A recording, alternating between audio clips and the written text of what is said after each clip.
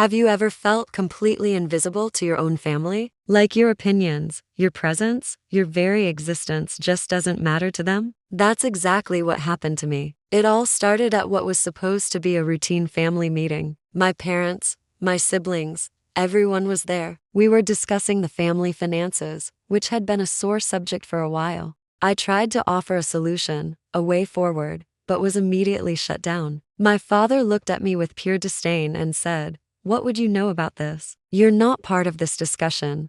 Then, my mother motioned toward the door. "Please leave," she said, her voice cold as ice. "This is for the core family only."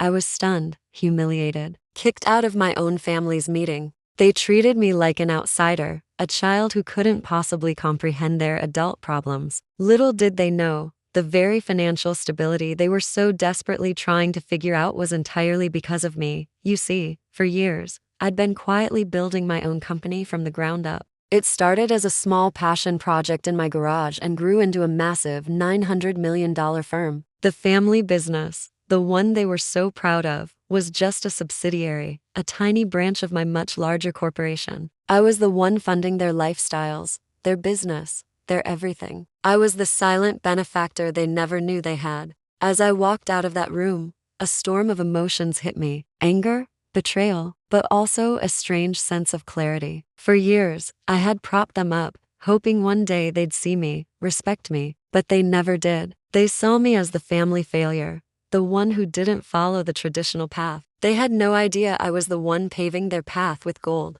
Standing outside that closed door, listening to their muffled, worried voices, I made a decision. If they wanted to cut me out, then I would cut them off. It was time for them to learn what life was like without my support. So I did something I never thought I'd do. I went back to my office that night, pulled up the corporate accounts, and found the main line of credit that fed their entire operation. With a few clicks, I froze everything. The transfers, the credit lines, the emergency funds all blocked. It wasn't just about the money. It was about respect. It was about showing them that the person they just dismissed, the daughter they kicked out, was the one holding the pillars of their world together. I knew the fallout would be immediate and catastrophic for them. They would wake up the next morning to a financial nightmare. Their accounts would be frozen, their suppliers unpaid, their company in chaos. The next day, my phone exploded. It was my father, his voice frantic, laced with panic. "What's happening? The bank accounts are frozen. We can't access anything. The business is going to collapse." I let him panic for a moment before I answered calmly,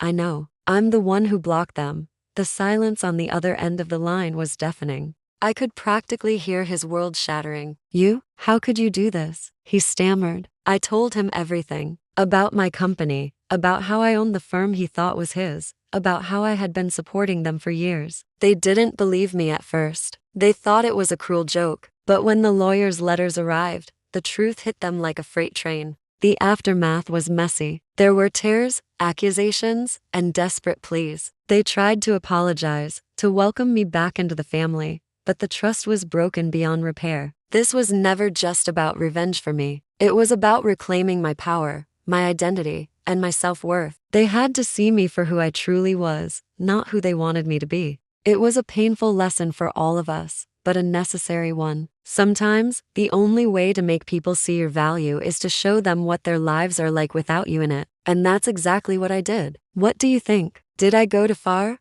Or was it the only way to make them understand? Let me know in the comments below. Thanks for watching, and don't forget to subscribe for more stories.